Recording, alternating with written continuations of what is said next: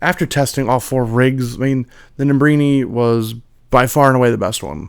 It was easy to dial in, it stayed clear, and it got me closest to that P-Cells tone without fighting the whole time. And man, the hybrid struggled this time because it was a free amp. Sometimes that's sick, sometimes it just doesn't get you where you want it to be.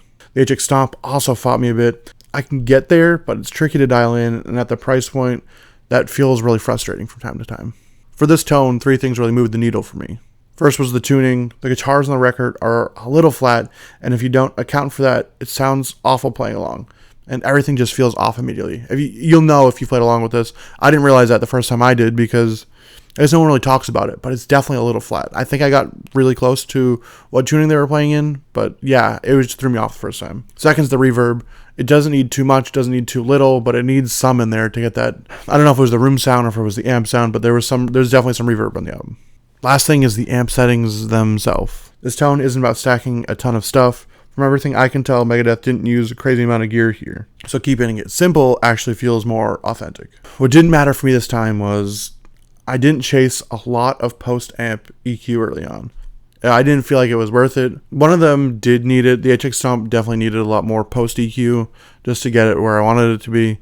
But the other 3, I just had a simple, you can see in the video and on the PDF, it's a nice simple EQ to level off the highs, level off the lows, and a little dip in the middle for the IR hiss. If I was doing this again, I'd probably spend a little more time with post EQ on the hybrid. I didn't realize this till after I was writing this down and thinking about and I was thinking about the HX Stomp. It's like, oh, I used a lot of post EQ there. Maybe I could have done that with the hybrid and got it a little bit closer.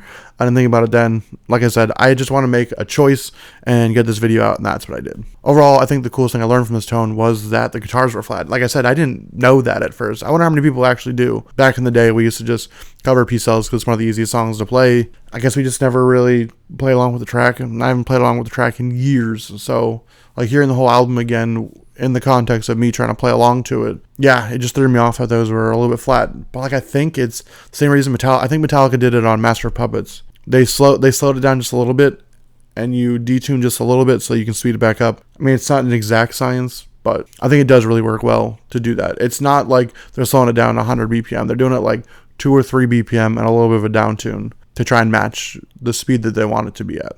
So yeah, if you're watching this, let me know what you think down in the comments. I want to try and do more of these if you guys are interested, if this is something you guys want to see. Thank you.